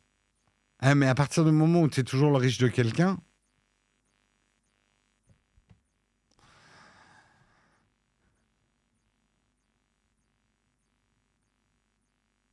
faire justice soi-même fait souvent débat en France, alors que c'est...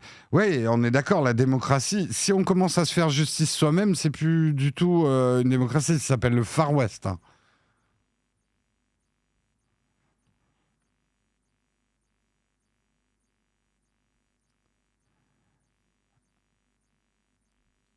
Mais ouais, c'est un peu bizarre comme phrase. Mais bon, on va pas s'arrêter là-dessus.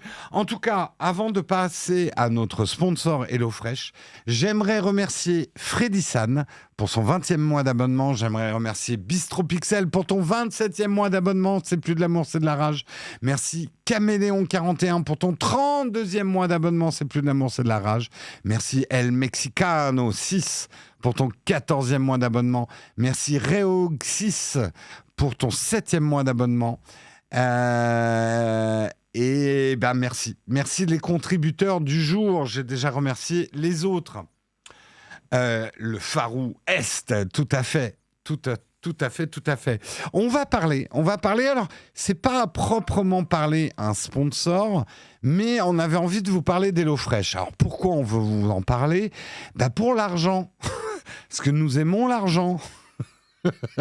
Hein, c'est une bonne raison. Non, en vrai, on voulait profiter effectivement que nous, il y a une opération d'affiliation avec HelloFresh qui va dans notre sens aujourd'hui pour partager avec vous un petit peu notre feedback sur HelloFresh et pour ceux qui le souhaitent, vous puissiez nous poser des questions sur HelloFresh parce que on commence à bien connaître cette boîte. Moi, en fait, souvenez-vous, c'était il y a 4, 5, 6 mois même.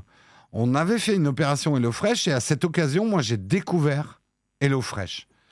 Et HelloFresh, je continue à l'utiliser. Alors, c'est pas la boîte qui me paye HelloFresh. Je paye mes propres colis HelloFresh toutes les semaines. Et j'ai un certain nombre de connaissances accumulées sur HelloFresh. Déjà, je peux répondre à pas mal de vos questions. HelloFresh, c'est quoi le principe ? HelloFresh, c'est que vous vous faites livrer. C'est un abonnement. Et en vous abonnant, vous vous faites livrer toutes les semaines des plats que vous avez choisis, mais ce n'est pas les plats que vous allez vous faire livrer, c'est les ingrédients pour cuisiner ce plat.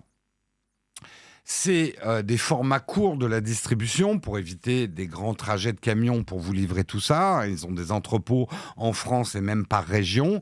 Et par exemple, si la recette que vous avez choisie, c'est du bœuf carotte, ils vont vous livrer le bœuf et les carottes et les épices, tout ce qu'il faut pour préparer le plat en fait. Donc ça, c'est le principe d'HelloFresh. C'est un abonnement que vous pouvez interrompre à tout moment. S'il y a des semaines où vous ne voulez pas recevoir vos recettes, vous pouvez mettre votre abonnement en pause cette semaine-là. Vous pouvez choisir le nombre de repas que vous voulez par semaine, le nombre de personnes qu'il y a pour ces repas HelloFresh. Alors, c'est là où je vais donner ma première astuce. Le nombre de repas minimum d'HelloFresh, c'est 3. Et le nombre de personnes minimum, c'est 2. Le nombre minimum de personnes, vous ne pouvez pas le changer. Ça ne veut pas dire que vous ne pouvez pas utiliser HelloFresh si vous êtes célibataire. Mais si vous êtes célibataire, pensez que un plat HelloFresh vous fera 1 jour et demi. En gros, avec 2 repas HelloFresh, vous ferez un 3e repas de reste, en fait, en termes de quantité. Ça dépend après si vous êtes un gros mangeur ou pas. Si vous êtes un petit mangeur, vous pouvez carrément vous faire 4 repas avec 2 repas HelloFresh si vous êtes célibataire. Et ça, c'est l'autre astuce que je voudrais donner. C'est que le nombre de repas minimum est de 3. Et partout sur le site, ça vous dit 3. Mais il y a un endroit où vous pouvez réduire le nombre de repas de la semaine à 2. Et moi, je sais que c'est l'option que je choisis. Ça demande quand même de bidouiller un peu dans l'app. Il faut aller dans une des options de contrôle de ces box. Mais vous pouvez, sachez-le, vous pouvez régler le nombre de repas à 2. Pourquoi moi je préfère avoir 2 repas et pas 3 ? Parce que HelloFresh, je ne vais pas vous mentir, HelloFresh, ça prend un petit peu de temps. C'est des plats à préparer. Il y a des plats rapidos. Je vais essayer de vous montrer des exemples. Il y a des plats qui se font très rapidement, en moins de 15 minutes. Voilà, les plats rapidos, prêts en moins de 25 minutes, et qui sont très bons. Mais il y a aussi des plats qui sont assez sophistiqués, qui peuvent vous prendre une bonne heure à préparer.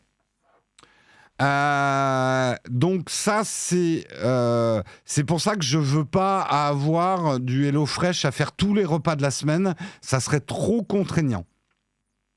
Après, c'est hyper agréable de cuisiner, même si vous n'êtes pas cuisinier. C'est ça un truc que j'aime beaucoup dans HelloFresh, c'est que c'est très pédagogique. Alors, il va vous falloir un minimum de connaissances de base quand même pour vous lancer dans HelloFresh. Je préfère prévenir. Il faut savoir ce que c'est que de réduire un plat, par exemple. Réduire un plat, c'est tout con. C'est juste laisser chauffer un plat pour que l'eau s'évapore. Ça s'appelle une réduction. C'est une technique que vous devez un petit peu maîtriser pour réussir vos plats HelloFresh. C'est pas compliqué, mais il faut comprendre la notion de réduction, en fait. Non, justement, Miko, c'est pas mettre moins d'eau et du coup, t'as pas besoin de le faire réduire. Réduire, c'est une technique finalement de cuisson pour que ta sauce ait la bonne consistance grâce à l'évaporation de l'eau dans ton plat, tout avec la cuisson. Alors, niveau déchets, emballage. Je sais que beaucoup ont cette objection. C'est vrai qu'on se retrouve avec pas mal d'emballages. Pas tant que ça. Ils font des efforts. Tous les emballages sont recyclables. Moi, pour être honnête, ça crée pas tellement plus d'emballage que si j'achetais des produits au supermarché. On a déjà eu ce débat. Donc, j'ai envie de dire, pour être catégorique là-dessus, si vous êtes quelqu'un, vous achetez vos plats ou vos ingrédients pour cuisiner, vous les achetez au marché. C'est bien évident que HelloFresh va générer plus d'emballage que d'acheter ses produits au marché. Mais tout le monde n'achète pas ses produits au marché. Si vous achetez vos produits au supermarché, vos ingrédients au supermarché, ça va générer autant d'emballage que HelloFresh. Donc, pour être très clair là-dessus, c'est pas la panacée au niveau de l'emballage, mais c'est pas catastrophique, moi, je trouve. Également, un truc dont je dois vous prévenir. Si vous vous lancez dans HelloFresh, il va vous falloir quand même certains outils de cuisine. Déjà, des bons couteaux. Et ça, c'est important d'avoir des bons couteaux.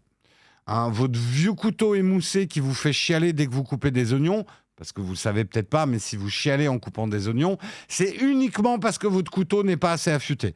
Un bon couteau affûté, vous ne chialerez jamais avec les oignons, c'est prouvé.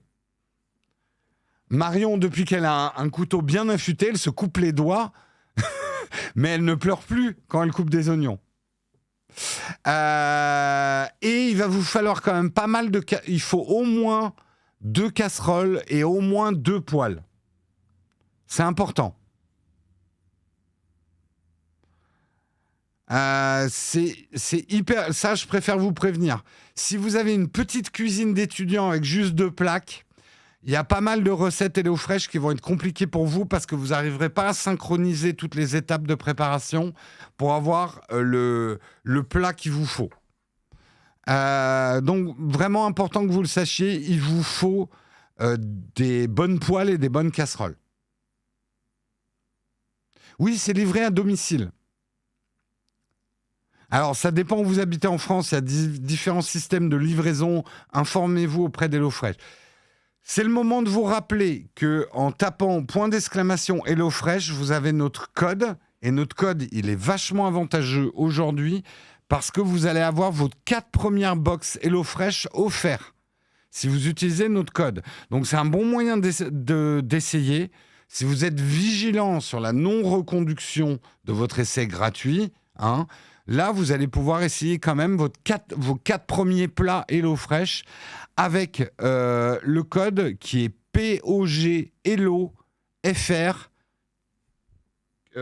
3226, c'est ça ? Non, 9326. Mais sinon, tapez ! HelloFresh et vous avez le code. Sinon, vous pouvez suivre le lien. Mais je le dis pour ceux qui nous écoutent en audio, le code, c'est POG Hello HE2LO FR 9326. Après, je vous conseille vraiment, vraiment HelloFresh parce que d'abord, vous allez manger quand même de manière pas forcément plus saine. Ça dépend les plats que vous choisissez, mais c'est hyper agréable des plats qu'on cuisine. Vous allez faire beaucoup moins de gâchis parce que vous recevrez exactement les quantités d'ingrédients qu'il vous faut pour faire les plats. Et moi, ça, c'est un problème que j'avais. J'achetais trop de produits frais le week-end, enfin quand je faisais mes courses. Et on se retrouve à jeter plein de trucs qui ont pourri parce qu'on n'a pas eu le temps de cuisiner pendant la semaine. Il faut énormément d'organisation pour faire... Enfin, voilà. Moi, avec le boulot que j'ai, je ne peux pas gérer ça en plus. Et ça, HelloFresh, en apportant la bonne quantité d'ingrédients pour faire des plats frais, c'est quand même moins de courses. C'est vachement bien. Les recettes sont en général délicieuses, mais vraiment, ça, il faut que vous demandiez à Marion.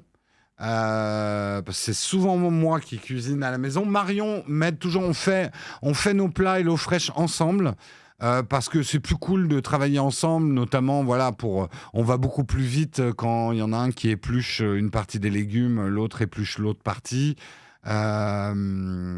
etc. Mais c'est souvent moi qui m'occupe des cuissons parce que j'aime bien ça et qu'on a réparti un petit peu les rôles.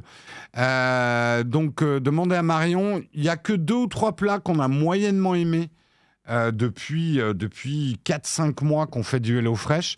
C'est en général délicieux et un truc très malin que nous, on fait avec HelloFresh, c'est qu'on prend des plats qu'on ne ferait pas d'habitude. Par exemple, Marion et moi, on n'est pas très poisson, mais on a quand même envie de manger au moins une fois par semaine du poisson. On prend toujours au moins un plat à base de poisson ou veggie, c'est-à-dire sans viande, avec du poisson chez HelloFresh. Ou alors sans poisson ni viande. C'est le truc qu'on s'impose. Attends, j'ai pas encore demandé si c'est ai bronzo ou ai normale. Bon, alors, on peut rentrer dans des détails. Un truc très important, très très important. Si vous passez chez HelloFresh, il faut que vous achetiez un presse-ail efficace. Un presse-ail efficace, c'est, vous savez, le truc avec un manche, vous mettez votre gousse d'ail dedans et vous pressez. Il y a beaucoup d'ail dans les plats HelloFresh. Vous n'êtes pas obligé de mettre l'ail, mais l'ail, c'est la vie. Enfin, je veux dire, le gras, c'est la vie, mais l'ail, c'est la survie. C'est plus que la vie. L'ail, c'est... Moi, je suis tout à fait partant pour mettre de l'ail de partout. Mais avoir un bon presse-ail, ça va vous changer la vie. Parce que émincer de l'ail, à chaque fois, c'est chiant d'émincer de l'ail. Un bon presse-ail, pour moi, un bon presse-ail, c'est un truc qui a un système de picot qui va permettre de nettoyer le presse-ail. Voilà. Et effectivement, la base, généralement, chez HelloFresh, il y a beaucoup d'échalotes, beaucoup d'oignons, beaucoup d'ail. Alors, il y a des plats où il n'y en a pas. Non, on écrase l'ail au couteau pour peler l'ail. Mais ensuite, pour en faire, tu connais ton ail. Tu peux le faire cuire, juste écraser ton ail, mais c'est un autre type de préparation. Si tu veux que ton ail se disperse bien dans ton plat, si on écrase l'ail au couteau, c'est surtout pour enlever le feuillage, enfin l'enveloppe de l'ail. C'est pour ça qu'on l'écrase au couteau. Non, l'ail en poudre, c'est autre chose. Désolé, Hiroki, mais c'est bien l'ail en poudre. Et dans certaines recettes, moi, j'utilise aussi de l'ail en poudre. Quand, par exemple, je fais du poulet frit, je mets de l'ail en poudre dans ma panure. Mais dans plein de plats, l'ail en poudre ne remplace pas du vrai ail. Et l'ail, c'est hyper simple à conserver. Il faut toujours avoir de l'ail, des échalotes et des oignons chez vous. Hein. La robe de l'ail, oui, merci, c'est ce que je cherchais.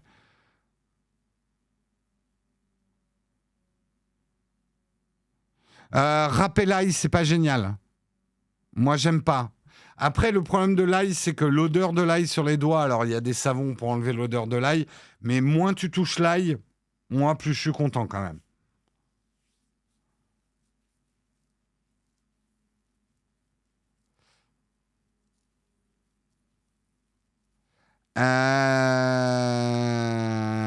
Est-ce que vous avez d'autres questions sur HelloFresh ? Vraiment, je vous conseille quand même de tester. Là, avec notre code promo, vous avez quand même 4 plats gratuits. Ça vaut le coup de tester.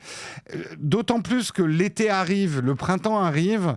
Leurs salades sont vraiment très bonnes. Nous, on en a pris la semaine dernière là, des salades HelloFresh. Ils ont des salades très créatives. L'autre jour, on a fait une salade. Il y avait de la mangue dedans, du poulet, des trucs. C'était super bon. Ça change de la César salade si on veut une salade un peu protéinée, hein, une salade qui nourrit. Moi, je trouve qu'ils ont d'excellentes salades. Et au moins, vous avez du coup des plats. Alors, à combien ça revient ? C'est pas donné, mais en gros, tu peux t'en sortir entre... Moi, je dirais en moyenne, c'est 8 € le plat par personne. Ce qui est plus cher quand même que certains plats. C'est sûr qu'un plat de nouilles, ça te coûtera moins cher.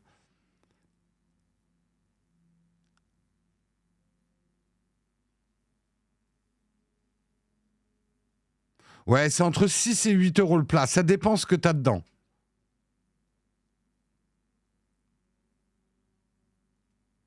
Alors, c'est quand même bien plus cher que d'aller chercher des légumes chez son primeur, non. Alors, c'est là où il faut que vous ayez une ouverture d'esprit. Tout le monde n'a pas le temps d'aller chez son primeur. Il y a des gens aussi qui habitent très éloignés d'un primeur. Prendre sa bagnole pour aller chez le primeur, peut-être pas le meilleur truc possible. Donc, je comprends que certains d'entre vous trouvent que ce genre de système, c'est superflu pour vous. Mais respectez que tout le monde n'ait pas la même vie que vous. Et il y a beaucoup de gens qui ont des boulots qui font qu'ils n'ont pas le temps de faire des courses chez le primeur à chaque repas. Du coup, ils mangent déséquilibré, des plats tout faits, des surgelés, etc. Ils se ravitaillent en fait plus qu'ils ne mangent. Et HelloFresh est une solution pour ces gens-là. Est-ce que le code fonctionne avec HelloFresh Belgique? J'en sais rien, ça, il faut que je demande à Léo. Je sais pas. Oui, 8 euros, c'est pour 2. J'ai dit n'importe quoi sur le prix.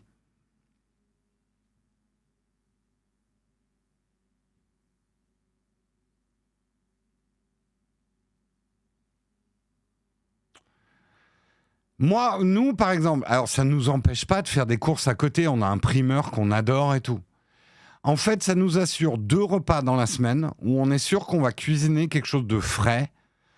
Et ça, c'est bien. Parce que parfois, on a des semaines compliquées, Marion et moi-même, et qu'on n'est pas sûr. Et là, on a une espèce de contrainte quand même d'au moins avoir 2 repas à préparer qui vont être frais, qui vont être différents et qui vont pas être des repas pris sur le pouce.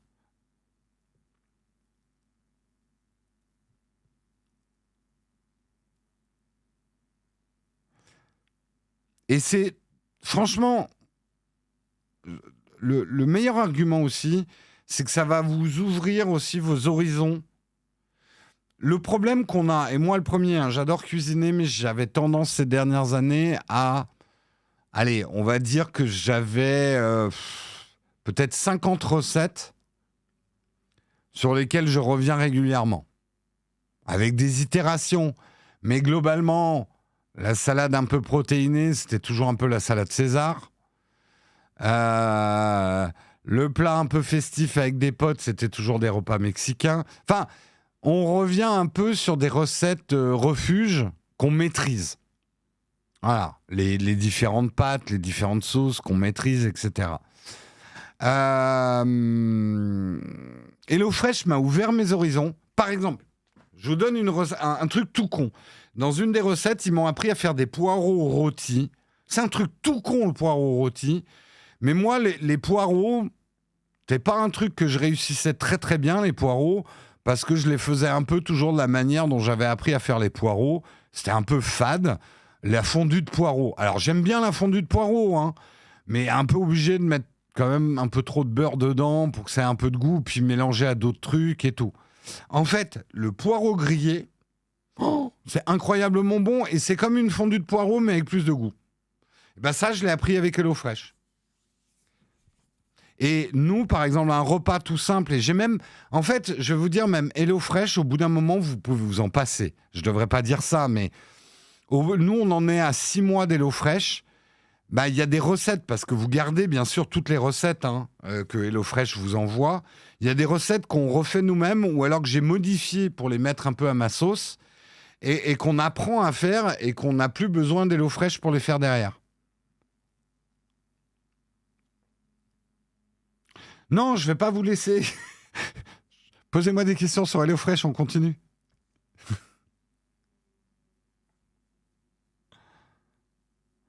Je m'en fous de flinguer le sponsor. Moi, je veux que vous soyez heureux dans la vie. Et si accessoirement, on peut avoir quelques abonnements HelloFresh, tant mieux. Non, mais je préfère vous dire la vérité. Sur HelloFresh, c'est vraiment un système top qui n'est pas fait pour tout le monde. C'est pour ça, ne jugez pas. C'est qui n'est pas fait pour tout le monde. Qui permet à certaines personnes qui ne bouffaient que des plats congelés de passer à autre chose. Le système est quand même vachement performant. Il a ses limites.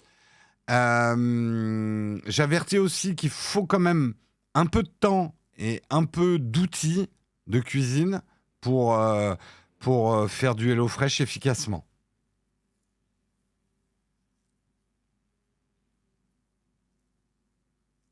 Franchement, testez. Et si vous testez, utilisez vraiment, et là vous rendrez un grand service à la chaîne, de tester avec notre code promo POG Hello FR 9326. Les plats, le prix c'est hyper variable. Si mes souvenirs sont bons, l'abonnement de base il est dans une quarantaine d'euros. Peut-être moins, honnêtement je voudrais pas dire de bêtises.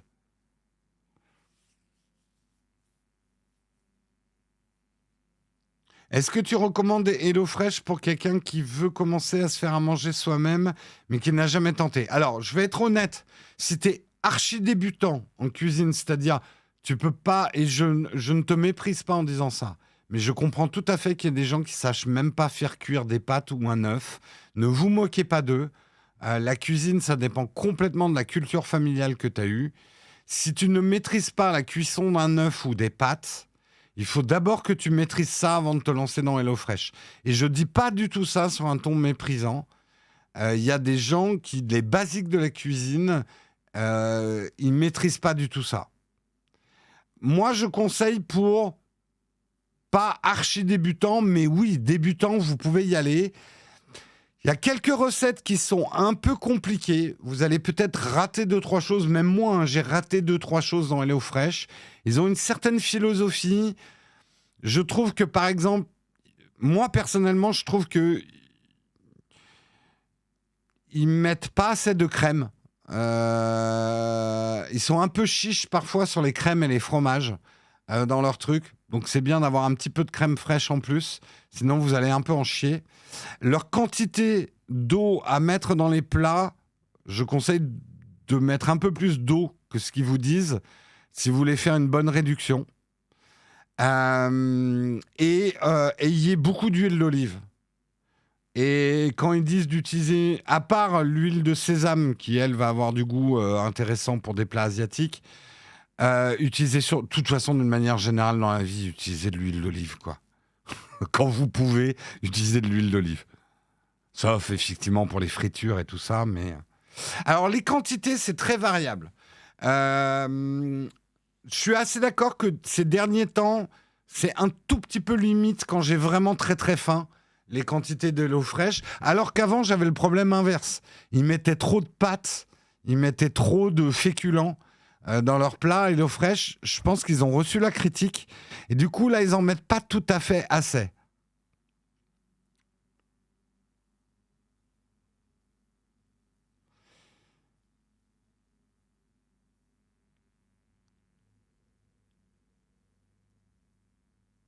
Il n'y a pas eu de mug, non. Non, je passe un petit peu de temps parce que je vais en reparler vendredi. Léo, qui va faire le mug demain, vous parlera aussi de son expérience HelloFresh. On va parler de HelloFresh jusqu'à vendredi, en fait.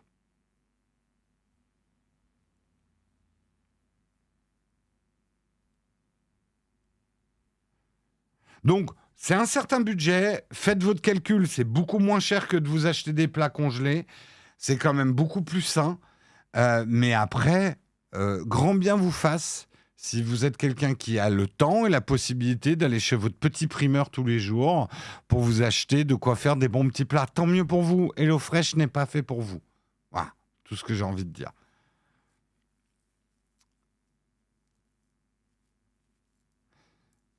Exactement. Bah, Léo, justement, vous apportera une autre expérience puisque lui, Léo, il a carrément sur sa chaîne Twitch à lui, il a préparé des plats HelloFresh devant vous.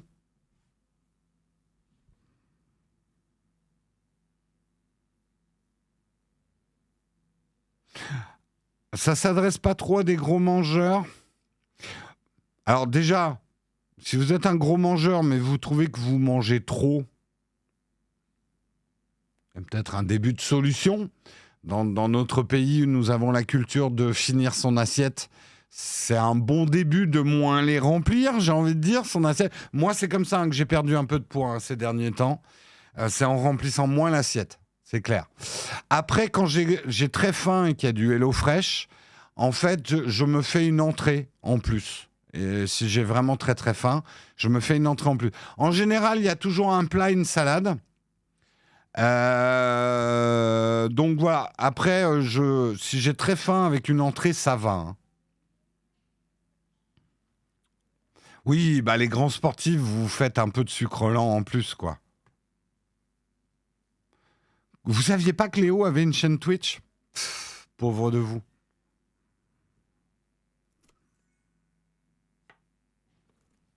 Est-ce que je vais arriver à tirer le jeu? Non, alors Samuel, on a oublié de t'avertir, mais HelloFresh, on a décidé avec Léo de prendre un peu de temps pour parler avec ceux que ça intéresse d'HelloFresh en fin d'émission, pour répondre aux questions. Moi, je comprends aussi, vu que c'est un abonnement, que les gens posent un maximum de questions avant de s'abonner, avec notre code que je rappelle, POG Hello FR 9326, qui vous donnera vos 4 premières box HelloFresh gratuitement. Est-ce que vous avez d'autres questions ? Ouais, sinon, on va peut-être quand même s'arrêter là. Les frais de livraison, ça dépend là où vous habitez. Oui, c'est quand même plus cher pour certaines personnes que d'aller acheter vos trucs chez le primeur qui est en bas de chez vous. Mais pour d'autres qui ont la voiture à prendre pour aller acheter des légumes, machin, ça va dépendre complètement, effectivement, de comment vous vivez, en fait.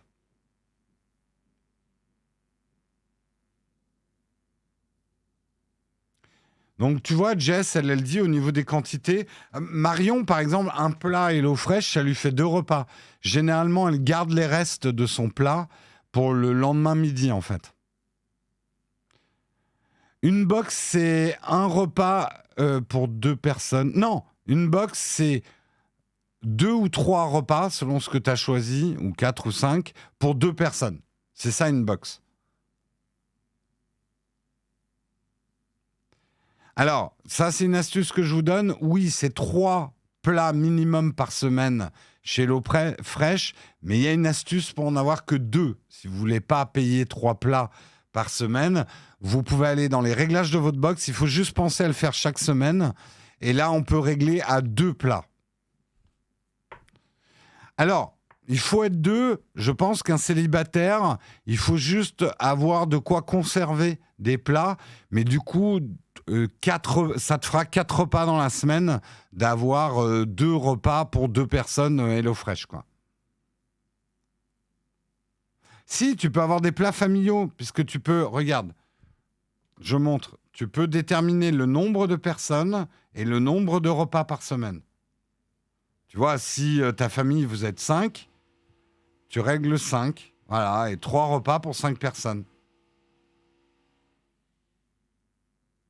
Non, on n'a pas de lien affilié pour Tupperware, mais tu dois en trouver sur Amazon avec notre lien affilié Amazon. Tu vois, je réponds très sérieusement à ta remarque qui devait être une blague.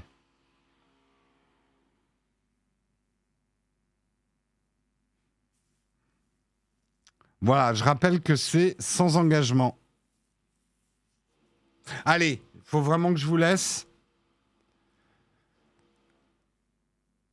Et il livre une fois par semaine. Nous, je sais que c'est le jeudi soir. Et il livre assez tard le soir. Nous, il nous livre à 22h. Comme ça, on est sûr d'être rentré.